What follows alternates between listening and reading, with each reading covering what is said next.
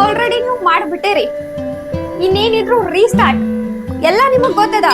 But ಭಯ, depression, tension, negative thoughts ನಿಮ್ಮಿಂದ ಅದನ್ನೆಲ್ಲಾನು ಮುಚ್ಲಿಕ್ಕತ್ತವ.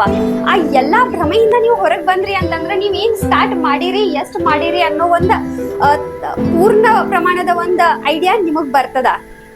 ವಿದ್ಯಾರ್ಥಿಗಳ ಜೀವನ ಅಷ್ಟು ಈಸಿ ಇಲ್ಲ, ಬಹಳ ಕಠಿಣ ಐತಿದೆ. ಇವತ್ ನಾ ಬಂದ್ ಒಂದ್ ತಾಸೊಳಗ್ ಹೇಳಿನಿ, 5 ನಿಮಿಷ ಒಳಗ್ ಹೇಳ್ತೀನಿ ಅಂದ ತಕ್ಷಣ ಒಂದ ತಾಸೊಳಗ ನೀವು ರೀಸ್ಟಾರ್ಟ್ ಮಾಡ್ತೀರಿ, 2 ತಾಸೊಳಗ ನಿಮ್ ಜೀವನ ಚೇಂಜ್ ಆಗ್ತೈತಿ? ನೋ, ಬಹಳ ಕಷ್ಟ ಪಡ್ಬೇಕು, ಬಹಳ ನೋವು ಅನುಭವಿಸ್ಬೇಕು. ಹೆಂಗ ಬೆಂಕಿ ಒಳಗ ಚಿನ್ನ ಸುಟ್ಟಾಗನ ಅದಕ್ಕೊಂದ್ ಆಭರಣದ ಒಂದ್ ಅಲಂಕಾರ ಸಿಗ್ತೈತಿ, ಅದತನ ಮದುವೆ, ಫಿನಾನ್ಷಿಯಲ್ ಪ್ರಾಬ್ಲಮ್, ಹೆಲ್ತ್ ಇಶ್ಯೂದ ಈ ತರ ಕಾರಣಾಂತರಗಳಿಂದ ಸ್ಟಡಿ ಗ್ಯಾಪ್ ಆಗಿರ್ತೈತಿ.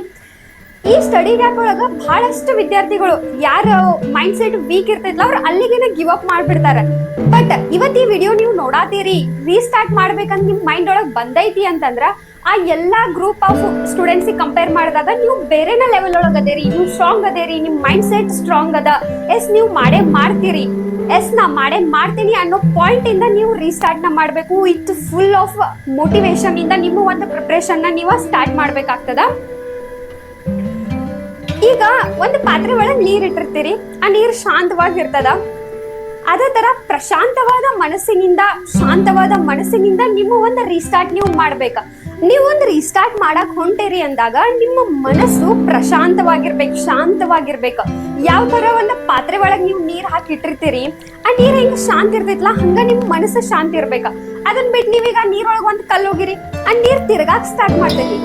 ಅದೇ ತರ ಅದಕ್ ಮತ್ತೂ ಒಂದ್ ಕಲ್ಲು ಹೋಗಿರಿ, ಒಂದಾದ್ಮೇಲೆ ನೀವು ಕಲ್ನ ಅದಕ್ಕೆ ಒಗ್ಯಾಕ್ ಸ್ಟಾರ್ಟ್ ಮಾಡಿರಿ ಅಂದ್ರ ನೀರ್ ಸ್ಟಾಪ್ ಅನ್ನ ಆಗಂಗಿಲ್ಲ, ಕಂಟಿನ್ಯೂಸ್ ರೊಟೇಟ್ ಆಗಕ್ ಸ್ಟಾರ್ಟ್ ಆಗ್ತದ.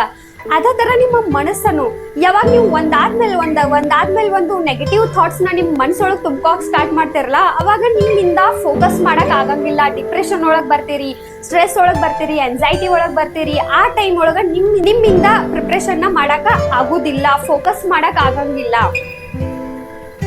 ಅದಕ್ಕೆ ನೀವು ಏನ್ ಮಾಡ್ಬೇಕಂತಂದ್ರ ರೀಸ್ಟಾರ್ಟ್. ಇದ್ರ ಅರ್ಥ ಏನಂದ್ರ ಆಲ್ರೆಡಿ ನೀವು ಸ್ಟಾರ್ಟ್ ಮಾಡಿರ್ತೀರಿ, ಅದನ್ನ ನೀವು ಮತ್ತೊಂದ್ಸಲ ರೀಸ್ಟಾರ್ಟ್ ಮಾಡತ್ತೀರಿ. ಇಟ್ ಮೀನ್ಸ್ ನಿಮಗೆಲ್ಲ ಗೊತ್ತದ, ಬಟ್ ಅದನ್ನ ನೀವು ರೀಸ್ಟಾರ್ಟ್ ಮಾಡೋ ಟೈಮ್ ಒಳಗ ಡಿಪ್ರೆಷನ್ ಒಳಗ್ ಬರ್ತೀರಿ. ಏನ್ ಅನ್ಸಕ್ ಸ್ಟಾರ್ಟ್ ಆಗ್ತದಂದ್ರ ಈ ಒಂದು ಪುಸ್ತಕನ ಇದ ಫಸ್ಟ್ ಟೈಮ್ ನಾ ಓದಾತೇನೇನೋ ಅನಿಸ್ತದ. ಎಷ್ಟೋ ಸಲ ಆಲ್ರೆಡಿ ಓದಿರ್ತೀರಿ, ರಿವಿಷನ್ ಮಾಡಿರ್ತೀರಿ, ಬಟ್ 2-3 ತಿಂಗಳು 6 ತಿಂಗಳ ಗ್ಯಾಪ್ ಆಗಂತ್ಲೆ ನಿಮ್ಗೆ ಹೆಂಗ್ ಅನಿಸ್ತೈತೆ ಅಂದ್ರೆ ನಾ ಇದನ್ನ ಫಸ್ಟ್ ಟೈಮ್ ಈ ಪುಸ್ತಕ ಓದಾತೇನೇನೋ ಅನ್ಸಕ್ ಸ್ಟಾರ್ಟ್ ಆಗ್ತೈತಿ. ಅವಾಗ ಆಬ್ವಿಯಸ್ಲಿ ಸ್ಟ್ರೆಸ್ ಆಗೇ ಆಗ್ತದ ವಿದ್ಯಾರ್ಥಿಗಳಿಗೆ. ಅಂಡ್ ಮೊದಲೆಲ್ಲ ನಿಮ್ಮ 8-10 ಅವರ್ಸ್ ಓದ್ತಿರ್ತೀರಿ, ಯಾವಾಗ ಸ್ವಲ್ಪ ಗ್ಯಾಪ್ ಆದ್ಮೇಲೆ ನಿಮ್ ಕಡೆ 1 ತಾಸು 2 ತಾಸು ಓದಾಕ ನೀವು ಬಹಳಷ್ಟು ಸ್ಟ್ರಗಲ್ ಪಡ್ಬೇಕಾಗ್ತೈತಿ. ಒಟ್ಟ ನಿಮಗ್ ಕೂತಲ್ಲೇ ಕೂರಕ್ ಆಗ್ತಿರಂಗಿಲ್ಲ, ಸ್ಟಡಿ ಮೇಲೆ ಫೋಕಸ್ ಅಂದ್ರೂ ಆಗ್ತಿರಂಗಿಲ್ಲ. ಅದಕ್ಕೆ ನೀವ್ ಏನ್ ಮಾಡ್ಬೇಕಂದ್ರ ಪುಟ್ಟ ಹೆಜ್ಜೆಗಳನ್ನ ಇಡ್ಬೇಕು. ಯಾವಾಗಿದ್ರು ಒಮ್ಮೆ ನಾ ಜೋರಂಗೆ ಓಡ್ತೇನಿ, ಜಿಗಿತೇನಿ ಅದೆಲ್ಲ ನಡೆಯಂಗಿಲ್ಲ. ಈಗ ಒಂದು ಸಣ್ಣ ಪಾಪುನ ನೋಡ್ರಿ, ನೀವು ಮನಿಯೊಳಗ ಒಂದ್ ಆಗ ಜಸ್ಟ್ ನ್ಯೂ ಬೋರ್ನ್ ಪಾಪು ಇರ್ತದ, ಅದಕ್ಕೆ ಅಳಗಾಡಕನು ಆಗ್ತಿರಂಗಿಲ್ಲ, ಕೈ ಕಾಲು ಬಿಟ್ರದ ಮತ್ತೇನು ಅಳಗಾಡ್ಸಂಗಿಲ್ಲ, ಸ್ವತಃ ಅದ್ರ ಬಾಡಿನ ಅದಕ್ಕೆ ಹೊಳಸ್ಲಿಕ್ಕೆ ಆಗ್ತಿರಂಗಿಲ್ಲ. ಸ್ವಲ್ಪ ಟೈಮ್ ತಗೋತದ, 2-3 ತಿಂಗಳಾದ್ಮೇಲೆ ಹೊಳ್ಳಿಕ್ ಕಲಿತದ. ಇನ್ನೊಂದ್ 4-5 ತಿಂಗಳಾದ ತಕ್ಷಣ ಅಂಬೆಗಾಲ್ ಹಾಕ್ತದ, ಡಬ್ಬು ಹೊಳ್ತದ ಅಂಡ್ ವಾಕ್ ಮಾಡಕ್ ಕಲಿತೈತಿ. ಒಂದ್ ಮಗು ನಡಿಬೇಕಂದ್ರ 2-2.5 ವರ್ಷ ಟೈಮ್ ತಗೋತೈತಿ. ಆ ಗ್ಯಾಪ್ ಒಳಗೆ ಎಷ್ಟು ಸಲ ಬೀಳ್ತದೋ, ಎಷ್ಟು ಸಲ ಏಳ್ತದೋ, ಎಷ್ಟು ಅಳತದೋ, ಎಷ್ಟು ಹರ್ಟ್ ಆಗ್ತೈತೋ, ಎಷ್ಟೆಲ್ಲ ಪೆಟ್ ಮಾಡ್ಕೋತದ. ಬಟ್ ಅದ್ ನಿಲ್ತದ, ಸ್ಟಾಪ್ ಮಾಡ್ತೈತಿ? ಇಲ್ಲ, ಅದ್ ಮತ್ತು ಬೀಳ್ತದ, ಮತ್ತು ಏಳ್ತದ, ಮತ್ತು ನಡೀತದ. ಹಂಗಾಗಿ ಅದು ನಡ್ಯಾಕ್ ಕಲಿತದ. ಅದೇ ತರ ನಮ್ಮ ಒಂದು ಪ್ರಿಪ್ರೇಷನ್ ನ ನಮ್ಮ ವಿದ್ಯಾರ್ಥಿ ಜೀವನನೂ ಅದೇ ತರ ಇರ್ತದ. ಸೋಲ್ಗಳು ಬರ್ತಾವು, ಬೀಳ್ತೇವಿ, ಮತ್ತು ಎಳ್ಳೇಬೇಕ, ಎದ್ದಾಗನ ಮುಂದೆ ಹೋಗಕ್ ಸಾಧ್ಯ ಆಗ್ತದ. ಅಲ್ಲೇ ಬಿದ್ದ ಟೈಮ್ ಒಳಗೆ ಏನ್ ಮಾಡ್ಬೇಕಂತಂದ್ರ ಚಿಕ್ಕ ಹೆಜ್ಜೆಗಳನ್ನ ಇಡ್ಬೇಕು. ಇದ್ರ ಅರ್ಥ ಏನಂತಂದ್ರ ಈಸಿ ಆದಂತ ಒಂದು ಪುಸ್ತಕನ ತಗೊಂಡ ನೀವು ಓದಾಕ್ ಸ್ಟಾರ್ಟ್ ಮಾಡ್ಬೇಕ. ಈಗೆಲ್ಲ ನಿಮಗ್ ಗೊತ್ತದ KS ಎಕ್ಸಾಮ್ ನೆಕ್ಸ್ಟ್ ಮಂತ್ ಇರೋದ್ರಿಂದ and economic subject, economic survey, budget, economic survey ಇಂದ 20 ಕ್ವಶನ್ಸ್ಗಳು ಬರ್ತಾವು, 40 ಅಂಕಗಳು ಬರ್ತಾವು ಅಂತೇಳಿ ನಿಮಗೆ ಇನ್ಫಾರ್ಮೇಶನ್ ಗೊತ್ತಾಗಿರ್ತೈತಿ. ಸೊ ಸಡನ್ಲಿ ನಿಮಗೆ ಎಕನಾಮಿ ಅಂದ್ರೆ ಇಷ್ಟನ ಇಲ್ಲ, ತಗೊಂಡ್ರಿ ಎಕನಾಮಿ ಪುಸ್ತಕ ತಗೊಂಡು ಓದಾಕ್ ಕೂತ್ ಬಿಡ್ರಿ. ಅವಾಗ ಏನ್ ಅನಿಸ್ತದ, ಆಬ್ವಿಯಸ್ಲಿ ಫಸ್ಟ್ ಥಿಂಗ್ ನಿಮ್ಗೆ ಆ ಸಬ್ಜೆಕ್ಟ್ ಮೇಲೆ ಇಂಟ್ರೆಸ್ಟ್ ಇಲ್ಲ, ಅದು ನಿಮಗೆ ಡಿಫಿಕಲ್ಟ್ ಅನಿಸ್ತೈತಿ. ಬಟ್ ನೀವು ರೀಸ್ಟಾರ್ಟ್ ಮಾಡೋ ಟೈಮ್ ಒಳಗ ಫಸ್ಟ್ ಅದ ಪುಸ್ತಕ ತಗೊಂಡು ಓದಾಕತ್ರಿ ಅಂತಂದ್ರೆ ನಿಮಗ ಪೂರಾ ಡಿಪ್ರೆಷನ್ ಒಳಗೆ ಹೋಗ್ತೀರಿ, ನಿಮಗೇನು ಅರ್ಥ ಆಗಂಗಿಲ್ಲ, ಅಗೇನ್ ನಿಮಗ ಹರ್ಟ್ ಆಗಕ್ ಸ್ಟಾರ್ಟ್ ಆಗ್ತೈತಿ. ಅದಕ್ಕ ಏನ್ ಮಾಡ್ಬೇಕಂದ್ರ ನಿಮಗ್ ಯಾವ ಸಬ್ಜೆಕ್ಟ್ ಈಸಿ ಐತಿ, easy in the sense personally ನಿಮಗ್ ಯಾವ ಸಬ್ಜೆಕ್ಟ್ ಇಂಟ್ರೆಸ್ಟೆಡ್ ಅದೇ, ನೀವ್ ಯಾವ ಸಬ್ಜೆಕ್ಟ್ ಮೇಲೆ, ಯಾವ ಸಬ್ಜೆಕ್ಟ್ ಈಸಿ ಅನಿಸ್ತದ, ಯಾವ್ದು ನಿಮಗ ಜಾಸ್ತಿ ಹೊತ್ತು ಓದ್ರೂ ಬೋರ್ ಆಗಂಗಿಲ್ಲಲ್ಲ, ಅಂತ ಒಂದು ಸಬ್ಜೆಕ್ಟ್ ನ ತಗೊಂಡ ಕಾಸ ಅಂತ ಒಂದು ಪುಸ್ತಕದಿಂದ ನಿಮ್ಮ ಒಂದು ಪ್ರಿಪರೇಷನ್ ನ ಸ್ಟಾರ್ಟ್ ಮಾಡ್ರಿ. First point. And then second point ಏನಂತಂದ್ರ, ಮೊದಲು ಇನಿಷಿಯಲ್ ಟೈಮ್ ಒಳಗೆ ನೀವು 8 ಅವರ್ ಓದ್ತಿರ್ತೀರಿ, 10 ಅವರ್ ಓದ್ತಿರ್ತೀರಿ ಅಂಡ್ 5 ತಾಸು ಓದ್ತಿರ್ತೀರಿ. ಬಟ್ ಯಾವಾಗ ರೀಸ್ಟಾರ್ಟ್ ಮಾಡ್ತಿರಲ್ಲ, 1 ತಾಸು 2 ತಾಸು ನಿಮಗ್ ಕುಂತಲ್ಲೇ ಕೂರಕ್ ಆಗ್ತಿರಂಗಿಲ್ಲ, ನಿಮಗ್ ಒಟ್ಟ ಫೋಕಸ್ ಮಾಡಕ್ ಆಗ್ತಿರಂಗಿಲ್ಲ. ಅವಾಗ ಭಯ ಪಡೋ ಅವಶ್ಯಕತೆ ಇಲ್ಲ.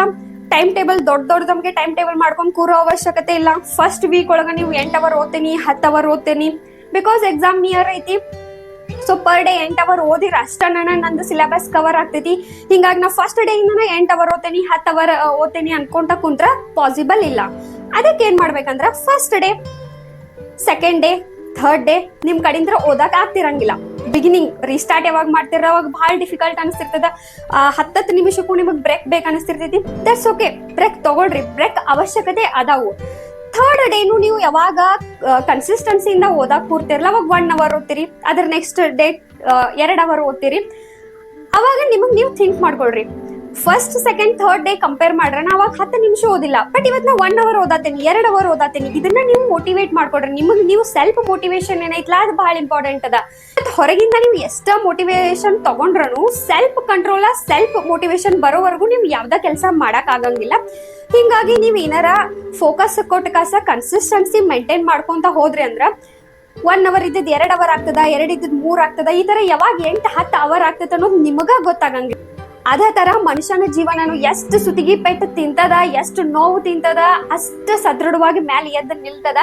ಹಿಂಗ ಇದಕ್ಕೆಲ್ಲ ಒಂದು ಪ್ರಯತ್ನ ಅವಶ್ಯಕತೆ ಅದ. ಆ ಪ್ರಯತ್ನನ ಸ್ವತಃ ನಿಮ್ಮ ಮನಸ್ಸಿಂದ ನೀವನ ಮಾಡಬೇಕು. ಪ್ರಯತ್ನ ಮಾಡ್ರಿ, ಗೆಲ್ತೀರಿ.